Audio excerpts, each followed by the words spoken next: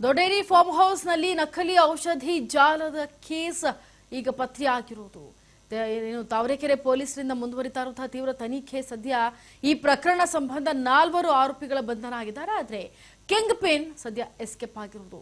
Farm house ನಲ್ಲಿ ಕೆಲಸವನ್ನ ಮಾಡ್ತಾ ಇದ್ದಂತಹ ಪ್ರಭುದೇವ್, ಉಸ್ತುವಾರಿ ನೋಡ್ಕೊಳ್ತಾ ಇದ್ದಂತಹ ತೇಜಸ್, ನವೀನ್ 4 ಜನ ಪೊಲೀಸರ ಅತಿಥಿಯಾಗಿರುವುದು. ದೊಡ್ಡೇರಿ ಫಾರ್ಮ್ ಹೌಸ್ ನಲ್ಲಿ ನಕಲಿ ಔಷಧಿಯ ಜಾಲ. ಈ ಪ್ರಕರಣಕ್ಕೆ ಸಂಬಂಧಪಟ್ಟಂತೆ ತಾವರೆಕೆರೆ ಪೊಲೀಸರಿಂದ ಮುಂದುವರಿದಂತಹ ತೀವ್ರ ತನಿಖೆ. ಪ್ರಕರಣ ಸಂಬಂಧ 4 ಆರೋಪಿಗಳ ಬಂಧನ ಆಗಿದೆ. ಫಾರ್ಮ್ ಹೌಸ್ ನಲ್ಲಿ ಕೆಲಸ ಮಾಡ್ತಾ ಇದ್ದ ಪ್ರಭುದೇವ್, ಉಸ್ತುವಾರಿ ನೋಡ್ಕೊಳ್ತಾ ಇದ್ದ ತೇಜಸ್ ಮತ್ತು ನವೀನ್, ಔಷಧಿಗಳನ್ನ ಸರಬರಾಜು ಮಾಡ್ತಾ ಇದ್ದಂತಹ ವೆಂಕಟೇಶ್, 4 ಜನರ ಬಂಧನವಾಗಿದೆ. ಹೆಚ್ಚಿನ ವಿಚಾರಣೆಗಾಗಿ ತೇಜಸ್, ನವೀನ್, ವೆಂಕಟೇಶ್ ಅವರನ್ನ ವಶಕ್ಕೆ ಪಡೆಯಲಾಗಿದೆ. ದೊಡ್ಡೇರಿ ಫಾರ್ಮ್ ಹೌಸ್ನಲ್ಲಿ ನಕಲಿ ಔಷಧಿಗಳನ್ನ ರವಾನೆ ಮಾಡ್ತಾ ಇದ್ರು ಅನ್ನೋ ಜಾಲಕ್ಕೆ ಈ ಪ್ರಕರಣಕ್ಕೆ ಸಂಬಂಧಪಟ್ಟಂತೆ ತಾವರೆಕೆರೆ ಪೊಲೀಸರು ಇದನ್ನ ಭೇದಿಸ್ತಾ ಇದ್ದಾರೆ. ಆ 4 ಆರೋಪಿಗಳನ್ನ ಬಂಧಿಸಿದ್ದಾರೆ. ಜೊತೆಗೆ ತೇಜಸ್, ನವೀನ್, ವೆಂಕಟೇಶನ ವಶಕ್ಕೆ ಪಡೆದು ಹೆಚ್ಚಿನ ತನಿಖೆಗೆ ಮುಂದಾಗಿದ್ದಾರೆ ಪೊಲೀಸ್ ಅಧಿಕಾರಿಗಳು. ಸದ್ಯ ಲೇಬಲ್ಗಳನ್ನು ತೆಗೆದು ಹೊಸ ಲೇಬಲ್ಗಳನ್ನು ಅಂಟಿಸಿ ನಕಲಿ ಔಷಧಿಗಳನ್ನು ನೋಡಿ, ಸಹಸ್ರಾರು ಸಂಖ್ಯೆಯಲ್ಲಿ ನಕಲಿ ಔಷಧಿಗಳನ್ನು ಪ್ಯಾಕಿಂಗನ್ನು ಮಾಡಿ ಅದನ್ನು ಜನರಿಗೆ ರವಾನೆ ಮಾಡ್ತಾ ಇದ್ದಂತೂ ಅದು ಉಸ್ತುವಾರಿಯನ್ನು ನೋಡ್ಕೊಳ್ತಾ ಇದ್ದವರು ಎಲ್ಲರೂ ಕೂಡ ಈಗ 4 ಜನರು ಕೂಡ ಪೊಲೀಸರ ಅತಿಥಿಯಾಗಿದ್ದಾರೆ. ಸದ್ಯ ಉಸ್ತುವಾರಿ ನೋಡ್ಕೊಳ್ತಾ ಇದ್ದ ತೇಜಸ್, ನವೀನ್ ಇವರನ್ನು ಕೂಡ ವಶಕ್ಕೆ ಪಡೆದುಕೊಳ್ಳಲಾಗಿದೆ. ಹಾಗೆ ಆ ಒಂದು ಔಷಧಿಗಳನ್ನು ಸರಬರಾಜು ಮಾಡ್ತಾ ಇದ್ದಂತಹ ವೆಂಕಟೇಶ್ ಅವರ ಕೂಡ ಬಂಧನ ಆಗಿರೋದು. ಸದ್ಯ ಈ 4 ಜನರ ಬಂಧನ ಮಾಡಿ ಮತ್ತಷ್ಟು ತನಿಖೆಯನ್ನ ಮಾಡೋದಕ್ಕೆ ಪೊಲೀಸರು ಮುಂದಾಗಿದ್ದಾರೆ. ಯಾರು ಈ ಕಿಂಗ್ ಪಿನ್ ಅನ್ನೋದು, ನಕಲಿ ಔಷಧಿಗಳ ಜಾಲ ಪತ್ತೆ ಬೆನ್ನಲ್ಲೇ ಎಚ್ಚೆತ್ತಂತಹ ಸರ್ಕಾರ ಎಲ್ಲಾ ಬಗೆಯ ಔಷಧಗಳ ಬಗ್ಗೆ ಪರಿಶೀಲಿಸಲು ನಿರ್ದೇಶನವನ್ನು ನೀಡಲಾಗಿದೆ. ಆಹಾರ ಸುರಕ್ಷತೆ, ಔಷಧ ನಿಯಂತ್ರಣ ವಿಭಾಗ ಸುತ್ತೋಲೆಯಾಗಿದೆ. ನಕಲಿ ಔಷಧಿಗಳು ಪತ್ತೆಯಾದರೆ ಕ್ರಮ ಕೈಗೊಳ್ಳಲು ಆದೇಶವನ್ನು ತೆಗೆದುಕೊಳ್ಳಲಾಗಿದೆ. ಎಸ್ ನೋಡಿ, ನಕಲಿ ಔಷಧಿಗಳ ಜಾಲ ಪತ್ತೆ ಆಗ್ತಾ ಇದ್ದಂತೆ ಈ ಕಡೆ ಸರ್ಕಾರ ಕೂಡ ಎಚ್ಚೆತ್ತುಕೊಂಡಿದೆ. ಎಲ್ಲಾ ಬಗೆಯ ಔಷಧಿಗಳು ಕೂಡ ಇಲ್ಲಿ ಪ್ಯಾಕಿಂಗ್ ಆಗ್ತಾ ಇತ್ತು ಅನ್ನೋದು ಗೊತ್ತಾಗಿದೆ. ಹಾಗಾಗಿ ಎಲ್ಲಾ ಬಗೆಯ ಔಷಧಿಗಳನ್ನ ಅದರ ಬಗ್ಗೆ ಪರಿಶೀಲಿಸಬೇಕು ಅಂತೇಳಿ ನಿರ್ದೇಶನವನ್ನು ಕೊಟ್ಟಿದ್ದಾರೆ. ಆಹಾರ ಸುರಕ್ಷತೆ, ಔಷಧ ನಿಯಂತ್ರಣದ ಬಗ್ಗೆ ಸದ್ಯ ಅಧಿಕಾರಿಗಳು ಸುತ್ತೋಲೆಯನ್ನು ಹೊರತಿರೋದು. ನಕಲಿ ಔಷಧಿಗಳು ಪತ್ತೆಯಾದರೆ ಕ್ರಮ ಕೈಗೊಳ್ಳಬೇಕು ಅಂತ ಆದೇಶವನ್ನು ಹೊರಡಿಸಲಾಗಿದೆ. ಎಲ್ಲ ಔಷಧಗಳ ನಿಯಂತ್ರಕರಿಗೂ ಕೂಡ ಸರ್ಕಾರ ಈಗ ಗಂಭೀರವಾಗಿ ಸೂಚನೆ ಕೊಡ್ತಾ ಇರೋದು. ಯಾರೆಲ್ಲ ಔಷಧಿಗಳನ್ನು ಸಪ್ಲೈ ಮಾಡ್ತಾ ಇದ್ದಾರೆ ಅದೆಲ್ಲವನ್ನೂ ಕೂಡ ತನಿಖೆ ಮಾಡಬೇಕೀಗ. ಮಾಡಿರುವಂತಹ 4 ಜನ 3 ಜನ ಮಾಡಿರುವಂತಹ ಖದೀಮರ ಕೆಲಸಕ್ಕೆ ಈಗ ಮತ್ತೆ ಎಲ್ಲಾ ಒಂದು ಕಡೆಯಿಂದ ಔಷಧಗಳನ್ನ ಚೆಕ್ ಮಾಡ್ತಾ ಬರಬೇಕು ಅಂತಹ ದುಸ್ಥಿತಿ ಆಗ್ಬಿಟ್ಟಿದೆ ನಮ್ಮ ಸಮಾಜದಲ್ಲಿ. ಬಹಳಷ್ಟು ಬಯಲಾಗ್ತಾ ಇದೆ ನಕಲಿ ಔಷಧಿಯ ಜಾಲ. ಬೆಂಗಳೂರಿನಿಂದ ಮುಂಬೈವರೆಗೂ ಕೂಡ ಲಿಂಕ್ ಇದೆ ಅನ್ನೋದು ಬಟಾ ಬಯಲಾಗಿದೆ. ತೆಲಂಗಾಣ, ಹಿಮಾಚಲ ಪ್ರದೇಶಕ್ಕೂ ನಕಲಿ ಔಷಧಿಯ ನಂಟಿದೆ. ದೇಶದಾದ್ಯಂತ ವಿಸ್ತರಣೆಯಾಗಿರುವಂತಹ ನಕಲಿ ಔಷಧ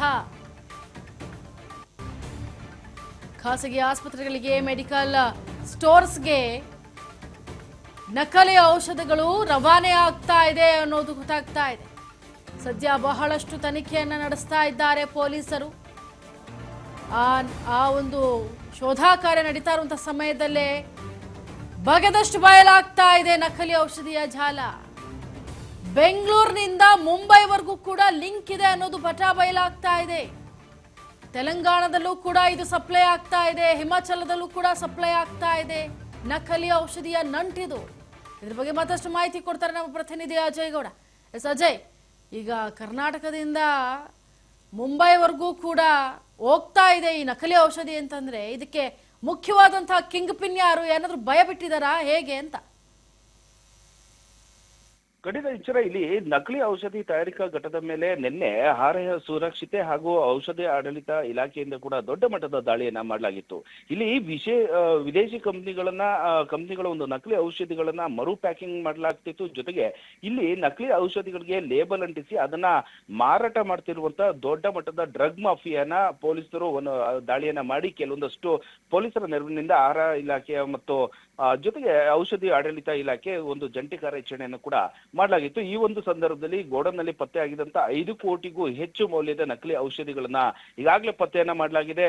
ಜೊತೆಗೆ ಇದು ಮೈಸೂರಿನ ರಸ್ತೆ ಬಳಿ ಇರುವಂತಹ ಒಂದು ಬಿಡದಿ ಏನಿದೆ, ಆ ಒಂದು ಸ್ಥಳದಲ್ಲಿ ಈ ರೀತಿಯಾದಂತಹ ದೊಡ್ಡೇರಿ ಫಾರ್ಮ್ ಹೌಸ್ ನಲ್ಲಿ ಒಂದು ನಕಲಿ ಜಾಲವನ್ನ ಪತ್ತೆ ಮಾಡುವಂತ ಕೆಲಸವನ್ನ ಔಷಧಿ ಆಡಳಿತ ಜೊತೆಗೆ ಆಹಾರ ಸುರಕ್ಷತೆ ಜೊತೆಗೆ ಸ್ಥಳೀಯ SP ಆಗಿರುವಂತ ಶ್ರೀನಿವಾಸ್ ಗೌಡ ನೇತೃತ್ವದಲ್ಲಿ ದೊಡ್ಡ ಮಟ್ಟದ ದಾಳಿಯನ್ನು ಕೂಡ ಮಾಡಲಾಗಿತ್ತು. ಆದ್ರೆ ಇಲ್ಲಿ ಇದುವರೆಗೂ ಕೂಡ ಈ ಒಂದು ಪ್ರಕರಣದಲ್ಲಿ ಕಿಂಗ್ ಪಿನ್ ಆಗಿರುವಂತ ವ್ಯಕ್ತಿ ಯಾರು ಅನ್ನೋದು ಕೂಡ ಪೊಲೀಸರಿಗೆ ಮಾಹಿತಿ ಸಿಕ್ಕಿಲ್ಲ. ಜೊತೆಗೆ ಆತ ಕೂಡ ಅಬ್ಸ್ಟೆಂಡ್ ಆಗಿದ್ದಾನೆ. ಈ ಒಂದು ಪ್ರಕರಣದಲ್ಲಿ ದಾಳಿ ಆದಂತ ಸಂದರ್ಭದಲ್ಲಿ ಒಟ್ಟು 4 ಜನ ಆರೋಪಿಗಳನ್ನ ಪೊಲೀಸರು ಕೂಡ ಅರೆಸ್ಟ್ ಮಾಡಿ ಅವರನ್ನ ವಿಚಾರಣೆ ಮಾಡುವಂತ ಕೆಲಸವನ್ನ ಮಾಡ್ತಾ ಇದ್ದಾರೆ.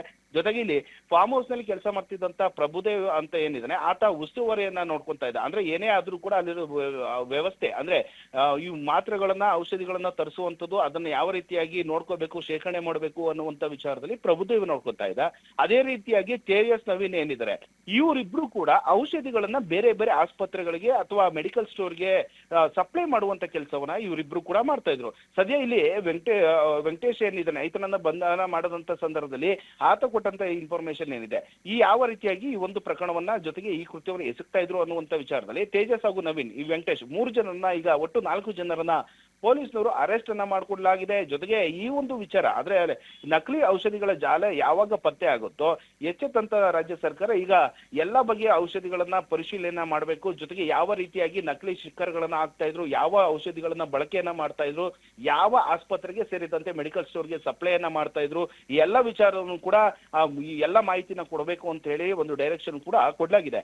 ಇಲ್ಲಿ ಆಹಾರ ಸುರಕ್ಷತೆ ಔಷಧಿ ನಿಯಂತ್ರಣ ವಿಭಾಗದ ಅವರು ಕೂಡ ಒಂದು ಸುತ್ತೋಲೆಯನ್ನು ಹೊರಡಿಸಿದ್ದಾರೆ.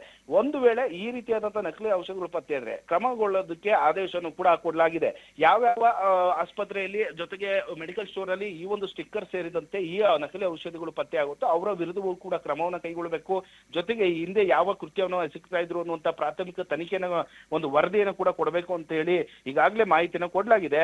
ಜೊತೆಗೆ ಇಲ್ಲಿ ಬೆಂಗಳೂರಿನಿಂದ ಮುಂಬೈನವರೆಗೂ ಕೂಡ ಈ ಒಂದು ಡ್ರಗ್ ಮಾಫಿಯಾ ಲಿಂಕ್ ಇರೋದು ಕೂಡ ಗೊತ್ತಾಗ್ತಾ ಇದೆ. ಯಾಕಂದ್ರೆ ತೆಲಂಗಾಣ ಆಗಿರ್ಬೋದು, ಹಿಮಾಚಲ ಪ್ರದೇಶಕ್ಕೂ ಕೂಡ ಈ ನಕಲಿ ಔಷಧಿ ಕೂಡ ಸರಬರಾಜು ಆಗ್ತಾ ಇತ್ತು. ಅಲ್ಲಿಂದ ಇಲ್ಲಿಗೆ ತರಿಸ್ಕೊಂಡು ಸ್ಟಿಕ್ಕರ್ ಅನ್ನ ಚೇಂಜ್ ಅನ್ನ ಮಾಡಿ ನಕಲಿ ಸ್ಟಿಕ್ಕರ್ ಗಳನ್ನ ಹಾಕಿ ಈ ಒಂದು ಖಾಸಗಿ ಸೇರಿದಂತೆ ಕೆಲವೊಂದಷ್ಟು ಮೆಡಿಕಲ್ ಸ್ಟೋರ್ಗೆ ಆಸ್ಪತ್ರೆಗಳಿಗೂ ಕೂಡ ಈ ಒಂದು ನಕಲಿ ಔಷಧಿಗಳು ಸಪ್ಲೈ ಆಗ್ತಿರೋದ್ರ ಬಗ್ಗೆ ಮಾಹಿತಿ ಇದೆ. ಇಲ್ಲಿ ಪ್ರಾಥಮಿಕ ತನಿಖೆಯನ್ನ ನಡೆಸಿದಂತ ರಾಮನಗರ SP ಆಗಿರುವಂತ ಶ್ರೀನಿವಾಸ್ ಗೌಡ್ರು ಕೆಲವೊಂದಷ್ಟು ಮಾಹಿತಿನ ಕಲೆ ಹಾಕ್ತಾರೆ. ಜೊತೆಗೆ ಒಂದು ವಿಶೇಷ ಟೀಮ್ಗಳನ್ನ ರಚನೆ ಮಾಡಿಕೊಂಡು ತನಿಖೆನ ಮುಂದುವರಿಸಿದ್ದಾರೆ.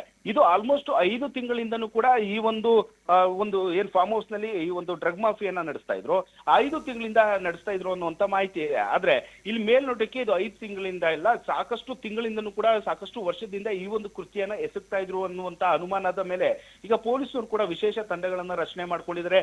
ಜೊತೆಗೆ ಈ ಒಂದು ಸಪ್ಲೈ ಮಾಡ್ತಿರುವಂತ ವ್ಯಕ್ತಿಗಳು ಯಾರು, ಜೊತೆಗೆ ಎಲ್ಲಿಂದ ಈ ಮಾತ್ರೆಗಳು ಬರ್ತಾ ಇತ್ತು, ಯಾವ ರೀತಿಯಾಗಿ ಇವರು ಸ್ಟಿಕ್ಕರ್ ಅನ್ನ ಅಂಟಿಸ್ಕೊಂತಾ ಇದ್ರು, ನಂತರ ಎಲ್ಲೆಲ್ಲಿ ಯಾವ ರಾಜ್ಯಕ್ಕೆ ಇವರು ಈ ಸಪ್ಲೈಯನ್ನ ಮಾಡ್ತಾ ಇದ್ರು, ಜೊತೆಗೆ ಬೆಂಗಳೂರಿನಲ್ಲಿ ಇರುವಂತಹ ಪ್ರತಿಷ್ಠಿತ ಖಾಸಗಿ ಆಸ್ಪತ್ರೆ ಸೇರಿದಂತೆ ಮೆಡಿಕಲ್ ಸ್ಟೋರ್ಗಳ ಯಾವ್ಯಾವ್ದಿದೆ ಎಲ್ಲಿಗೆ ಸಪ್ಲೈಯನ್ನ ಮಾಡ್ತಾ ಇದ್ರು. ಜೊತೆಗೆ ಒಂದೇ ದಿನದಲ್ಲಿ 5 ಕೋಟಿ ಬೆಲೆ ಬಾಳುವಂತ ಔಷಧಿಗಳನ್ನ ಇವರು ಬೇರೆ ಕಡೆ ಸಪ್ಲೈಯನ್ನ ಮಾಡೋದಕ್ಕೆ ಮುಂದಾಗಿದ್ರು. ಅಂದ್ರೆ ಈ ಹಿಂದೆ ಎಷ್ಟು ಕೋಟಿ ಎಷ್ಟು ಹಗರಣಗಳು ಈ ಒಂದು ವಿಚಾರದಲ್ಲಿ ನಡೆದಿದೆ.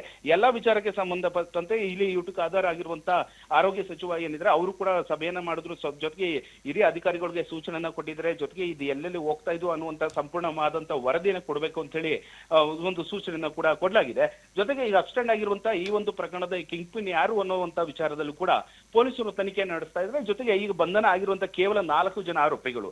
ಆದ್ರೆ ಈ ಒಂದು ವಿಚಾರದಲ್ಲಿ ಮತ್ತಷ್ಟು ಜನ ಈ ಒಂದು ಕಿಂಗ್ ಪಿನ್ ಜೊತೆ ಸೇರ್ಕೊಂಡು ಈ ರೀತಿಯಾದಂತಹ ಕೃತ್ಯದಲ್ಲಿ ಭಾಗಿಯಾಗಿರೋದು ಕೂಡ ಗೊತ್ತಾಗಿರೋದ್ರಿಂದ ಮುಂದಿನ ದಿನಗಳಲ್ಲಿ ಮತ್ತಷ್ಟು ಜನ ಆರೋಪಿಗಳು ಈ ಒಂದು ಪ್ರಕರಣದಲ್ಲಿ ಬಂಧನ ಆಗುವಂತ ಸಾಧ್ಯತೆ ಇದೆ.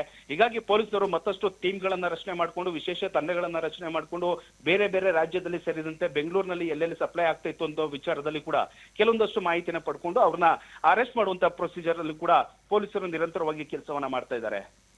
Ajay, thank you so much ನಿಮ್ಮೆಲ್ಲ ಮಾಹಿತಿಗಾಗಿ.